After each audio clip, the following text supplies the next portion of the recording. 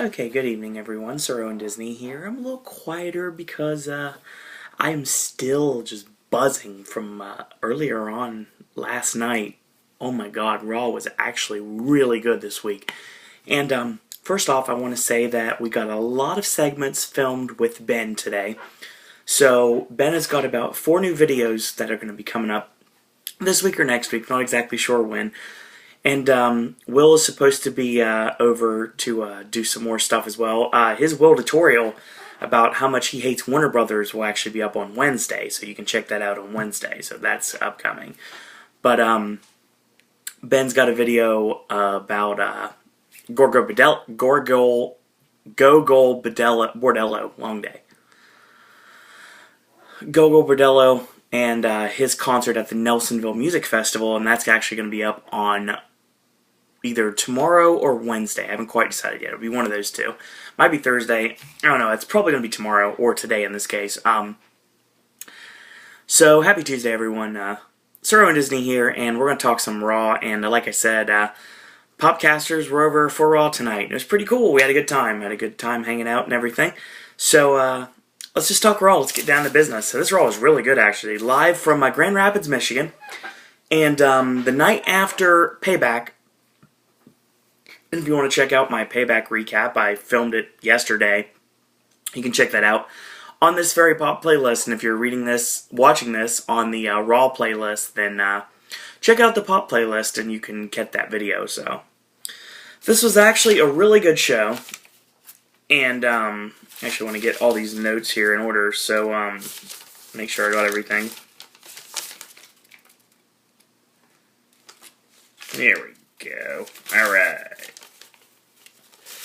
So we start the show off with the brand new World Heavyweight Champion Alberto Del Rio, of course, flanked as always by Ricardo Rodriguez.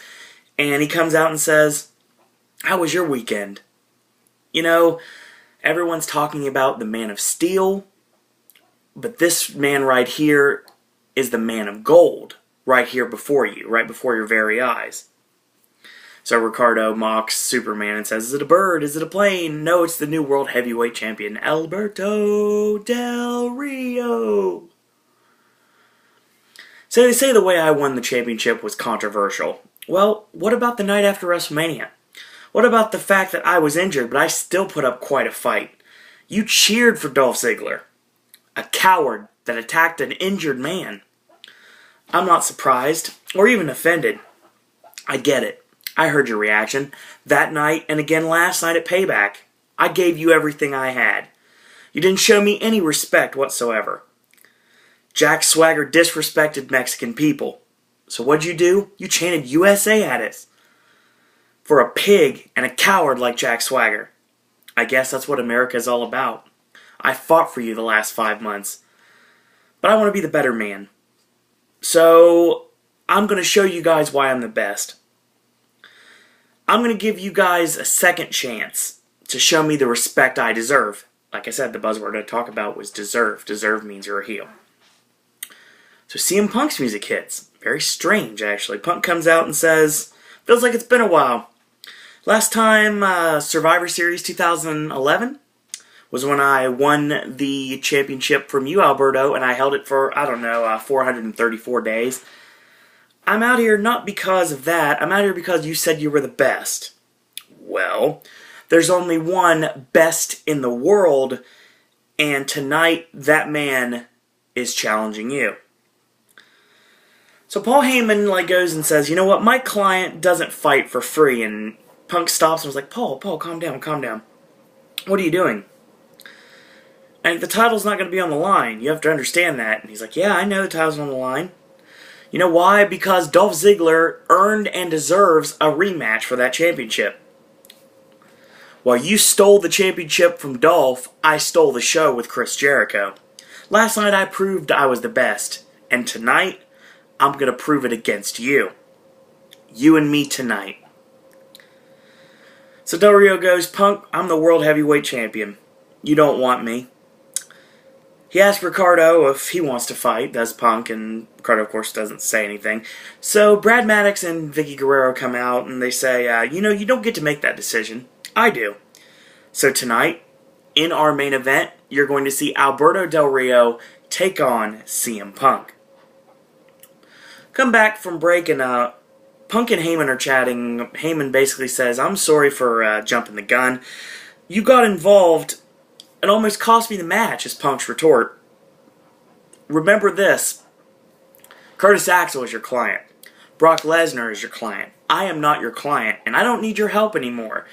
So why don't you stay in the back from now on? I don't want you at ringside. We'll see what happens with that later on. First match of the evening was going to be an Intercontinental title rematch, Wade Barrett taking on the new Intercontinental Champion, Curtis Axel. But as Barrett comes out, and before Axel's introduced, Vicky Guerrero again comes out and says, you know, that rematch is going to have to wait, because I have a better idea for you. I got a surprise. And you're going to be facing not against Curtis Axel, but this man. And the return of Captain Charisma himself, Christian, makes his return to WWE competition. Midway through the match, he gets a nice missile dropkick off the middle turnbuckle, whips reverse into a nice flying forearm from Christian. There's the back elbow, and he nails the Tornado DDT out of the corner, but Barrett kicks out at 2. Barrett nails a back kick to the midsection and goes for the meltdown. It gets countered, and Wade goes into the ring post, shoulder first, and Christian does a unique move. He actually snaps him upper back first against the top rope, and that whiplash effect allows him to be prey. He goes for the kill switch and lands it for the 1-2-3. So Christian is back in WWE. And I was talking about Christian coming in and challenging Dean Ambrose for the U.S. Championship. Apparently Christian's going to be challenging Curtis Axel for the Intercontinental Championship. Again, I don't have a problem with this, because I'm very happy to see Christian back in action. So we get a 2-on-1 match, handicap match with the Rhodes Scholars taking on Sheamus. So Sheamus gets nailed with a beautiful disaster, and there's double teams from the Rhodes Scholars with the stomps, and they go for a double suplex, but Sheamus kicks out. So a snapmare, and the Kobito Aki at the elbow of disdain, and Cody goes for the pinfall, and Sheamus again kicks out. Cody slaps Sheamus open hand right in the face numerous times. He ducks, and he backdrops Cody over the top rope to the arena floor. Nails 2 quick Irish hammers, the shoulder in the midsection, the high knee lift, goes for the Finley roll, the clubbing blows on Cody, tied up in the ropes on the ring apron, the over-the-shoulder power slam on Damian Sandow. Cody goes off the top, gets caught going for the crossbody, muscled up into white noise, and lands it. Goes for the brogue kick, Sandow counters from behind, rolls him up, stacks him up top, and gets the pin. So Sandow wins the match for the Rhodes Scholars. After the match is over, Sandow retreats to the back, and Cody is left by himself, and he gets brogue kicked for his troubles. So we get Kane and Daniel Bryan having a promo in the back. Kane goes, I want to talk. And Bryan's like, you know, you're glad RK No didn't win last night. I'm proving you wrong. I'll take it as a sign Hell No needs to give it a shot. That's what Kane says back. And he says, you know, Hell No doesn't matter. Daniel Bryan is the only thing that matters. DB matters most. The only way I can prove myself is to win the WWE Championship. And Kane goes, yeah, I need to do the same. He's like, is this it? He says, I don't know. And he says, I don't know. And he's like, as a final response, Kane goes, good luck tonight. Bryan thinks about it for a second and says, are you wishing me good luck because you know I'm the weak link? And Kane just throws his hands up, and just bombs out. So yeah, that's the end of it. So on the WWE app, we got to choose via the WWE Universe what stipulation this next match would have, whether it would be a no countout, no disqualification, or a 2 out of 3 falls matchup. And full disclosure, I voted 2 out of 3 falls matchup. And also full disclosure, Ben voted for no DQ. So this was a match between Randy Orton and Daniel Bryan, spewing from the fact of what happened last night at Payback. No, Monday night at Payback. Sunday at Payback. So we get a no DQ match between Daniel Bryan and Randy Orton. Daniel Bryan low bridges Orton. Orton goes over the top rope to the arena floor. And he goes for a tope. And when he does that, Orton sidesteps him and Bryan goes head first into the barricade. And he pretty much is never the same after that. So,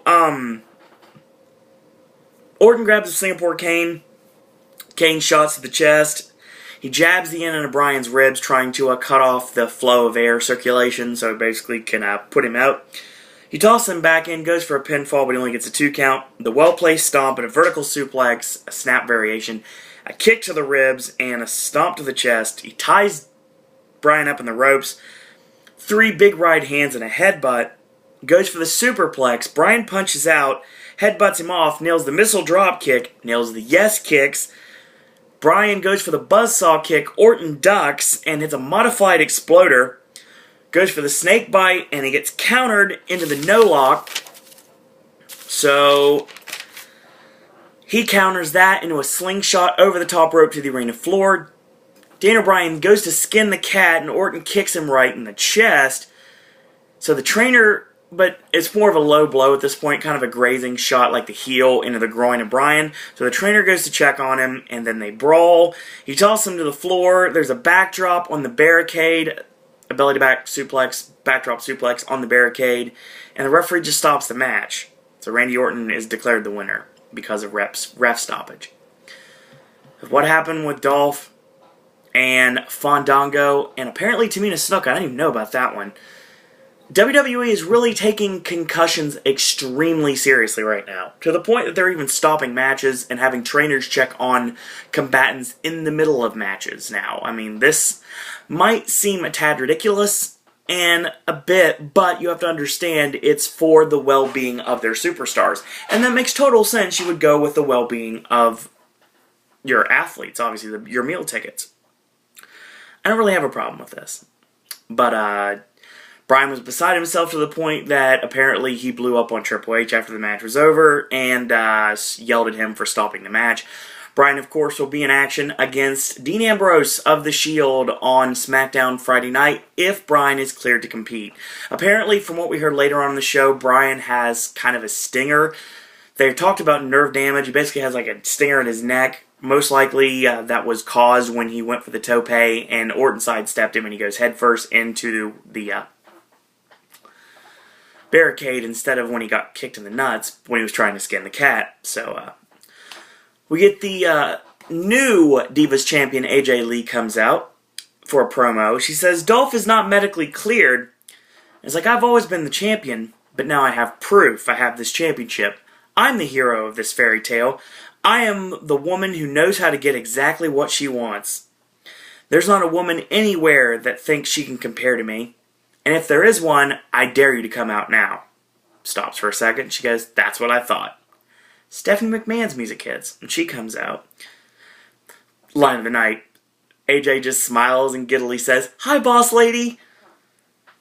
So Steph goes, you know, there's an entire line of divas that are just waiting to come out right now, but I wanted to speak my piece first. So I don't understand why you say women are vicious, manipulative, and conniving. Well, it's time that you act like a champ.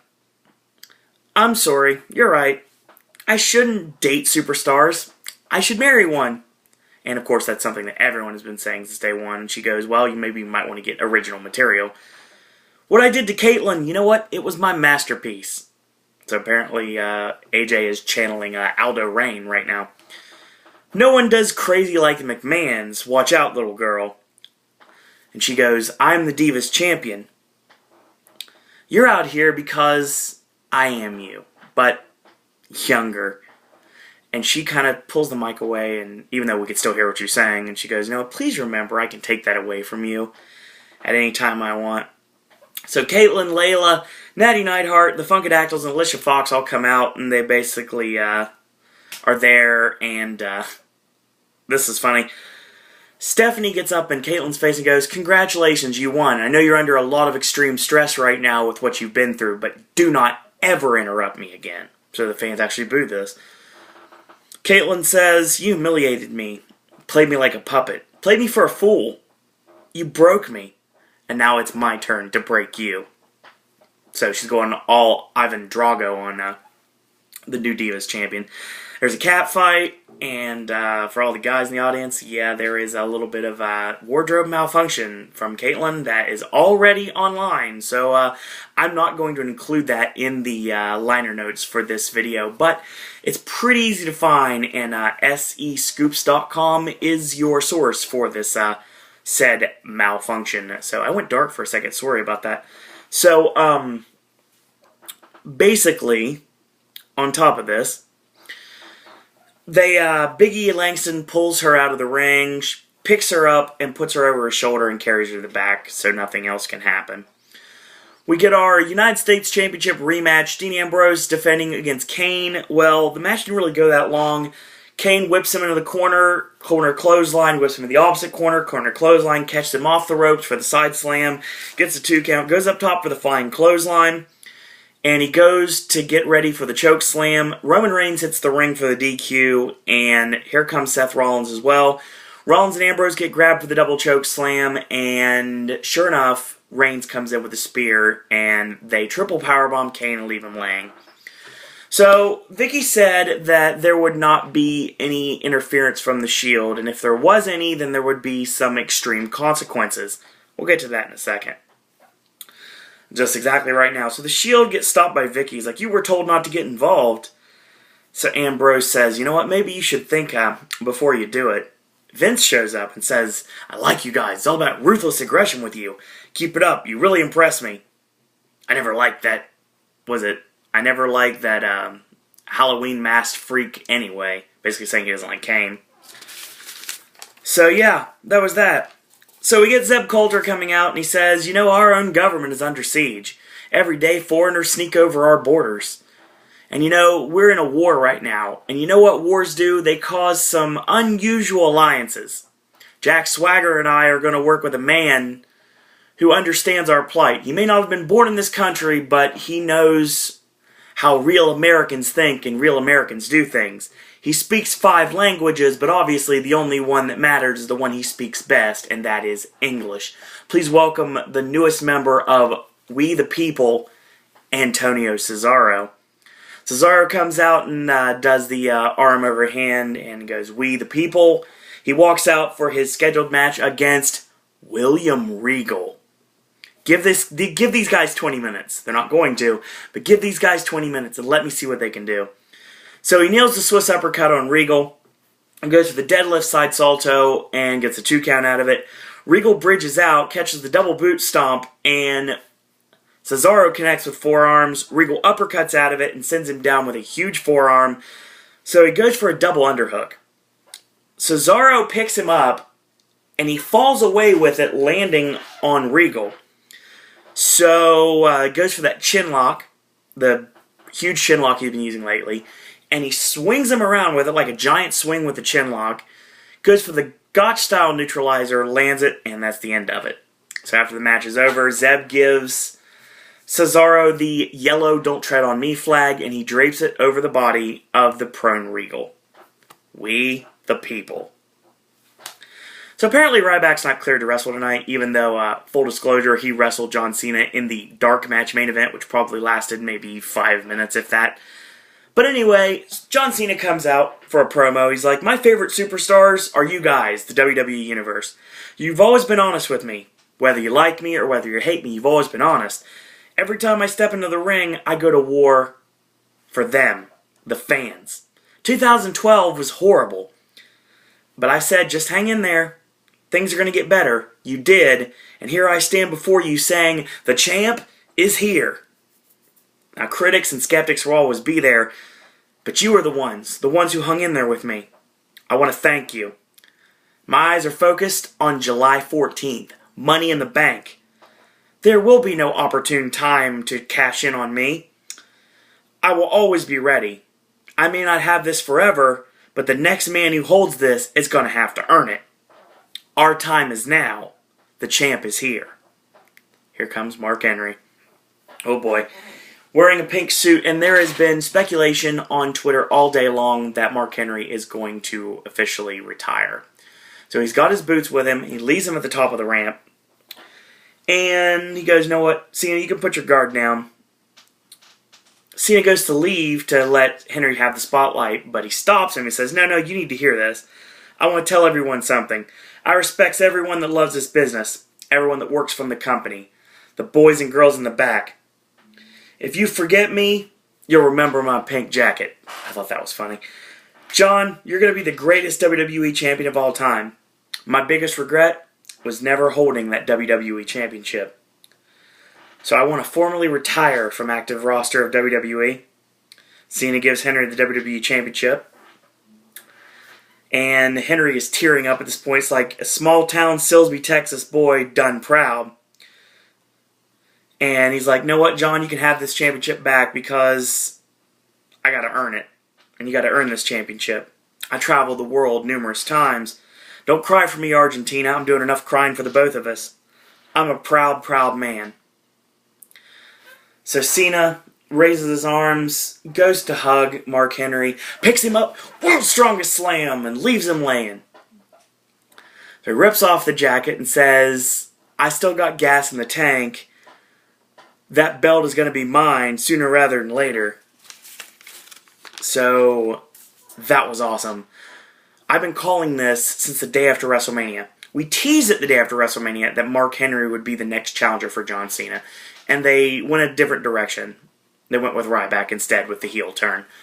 But they teased it, and they had that match with Cena beating Mark Henry, and that's the reason why Mark Henry didn't get another title shot. Well, this is great. And it was announced officially. Vicky and Brad Maddox made the announcement that at Money in the Bank, you are going to see John Cena put the WWE Championship on the line against Mark Henry. Ding! We have a reason to have Daniel Bryan win the the WWE Championship now. Yes, we do. He definitely has some unfinished business with the world's strongest man. But I'm sure that's coming in time. We've all heard that it was going to be Cena and Bryan at Money in the Bank. Maybe they pushed it back a month and let it do Cena and Bryan at SummerSlam, where it's going to matter a little bit more. So it's got a lot of stuff to do with Daniel Bryan right now. He's selling the stinger in his neck. He'll be facing Ambrose on SmackDown on Friday night, so we got that. So Mark Henry comes up to Renee Young and says, you know what, you all believed everything I said. You guys are a bunch of puppets. WWE Championship, the only championship I never held. And the reason I have two boots is I'm going to leave one and Cena's behind. So, yeah, that was awesome. And Mark Henry's incredible. So on the WWE app, we see Chris Jericho talking to three-man band. And basically, they were auditioning to be the opening act for Fozzy. And they were asked if they could sing. And, of course, Heath Slater tries to sing. Sounds bad. John, well, basically, not John, long day. So Jericho says, it sounds like a cat stuck on a hot plate. That's the line, Michael Cole. A cat, not a vehicle. It's a T, not an R, so get it straight. We get Heath Slater against Chris Jericho. So Jericho hits two shoulder blocks, and Jericho gets thrown over the top rope, lands on the ring apron, climbs the top rope, crowns Heath Slater, nails the face buster, goes for the lion salt, and Jinder distracts the referee, so Drew McIntyre punches him off the ropes, and 1, 2, and a kick out. So a scoop slam on Jericho. Slater goes to the middle turnbuckle, goes for the knee drop off the middle ropes, and he misses. Jericho is the face buster anyway. The lion salt walks into the code breaker. 1, 2, 3. So he throws Jinder over the top rope. Drew gets in the ring, and he nails Drew McIntyre with the code breaker, and that's the end of it. So before this match, we see Curtis Axel saying, talking to Paul Heyman, and Heyman's basically saying, this is all about the new Intercontinental Champion. Axel was born to be better than perfect. A great heel line. So we get to see our third match between Curtis Axel and Sin Cara. Why? Why must this match keep happening? So the mood lighting is back, so that's cool. So Axel goes for the backdrop suplex, like that got caught last night at Payback. But he ends up landing like a snap backdrop driver on Sin Cara, dropping right on the top of his head. But Sin Cara kicks out. He goes for an over-the-shoulder power slam. He gets countered in a reverse CDT. There's a whip and a step-up kick to the head by Sin Cara. He goes up top, and he goes for the senton bomb, and Axel gets the knees up, and he lands on the knees. He lands the perfect plex. Oh, excuse, he's going for the perfect plex, and he gets caught and spikes him with a DDT and gets the pinfall. After the match is over, The Miz, who was on commentary the entire match, Jaws with Axel, and we're going to get Axel against The Miz as the next program. Because obviously, Barrett was in the figure 4. Barrett was pinned. The Miz had the figure 4 on, so he has a claim to be the Intercontinental Champion. So that's what we're going to get. Money in the Bank, The Miz against Curtis Axel for the Intercontinental Championship. I called it now. Get our main event of the evening, the non-title match, Alberto Del Rio taking on the best in the world, CM Punk. Oh my god, I love the direction this is going. So, Del Rio hits a snap suplex, gets a 2 count out of it. He goes to work on the arm the entire match. Does that step-up kick. Usually it's a step-up enziguri, but he kicks Punk in the arm. There's a boot, and there's another forearm, 2 in succession. Goes for the fireman's carry, going for the go-to-sleep. He gets countered, and roll up to the floor. Actually, roll out of the ring to the floor. Smart move. So Del Rio gets hit with the tope, and he tosses him back in, and he arm snaps him on the top rope. A kick to the arm knocks Punk out of the ring to the arena floor, so he tosses him back in. He goes up top, and he crowns Punk for a 2. Top wrist lock. Punk punches out of it. Del Rio gets knocked down by the hair. Actually takes him down by the hair. Goes for the middle rope crown. Again, gets a 2. And modified Cobra Clutch into an armbar. Punk arm drags out of it. Tilt-a-whirl backbreaker for a 2 count. ADR with the headbutts and a kick to the head for 2. He goes up top. Punk nails him with a gut shot when he dives off for the crown again. The spinning back kick, a whip in, and a high leg lariat. Knee strikes. And he ducks the high kick, does Del Rio. He drives the knees into the arm, and those kidney forearms while Punk's tied up in the ropes, and lands the backstabber. Again, Punk kicks out at 2. He goes for the grounded side kick. Punk ducks out, counters, rolls him up, 2 count again. When he gets up to his knees again, he gets caught with that grounded side kick. Again, Punk kicks out at 2. Goes for the cross arm breaker. Punk counters, running knee in the corner, goes for the go to sleep. This time the momentum knocks Del Rio out of the ring to the arena floor. So the referee begins the count. Ricardo grabs Del Rio and walks him up the ramp. So they grab the championship and they leave to the back. So Punk wins via countout. Well, what he didn't realize is Dolph Ziggler comes out of nowhere and jumps Del Rio, starts pounding away on him, and he hits Ricardo, and he basically fights them both to the back. So Del Rio is back. And of course, he's not medically cleared to compete, but he still showed up to take it to Del Rio to the delight of the crowd. So Punk wins via countout. Here comes Brock Lesnar. One day late, but here comes Brock Lesnar. They have a stare down.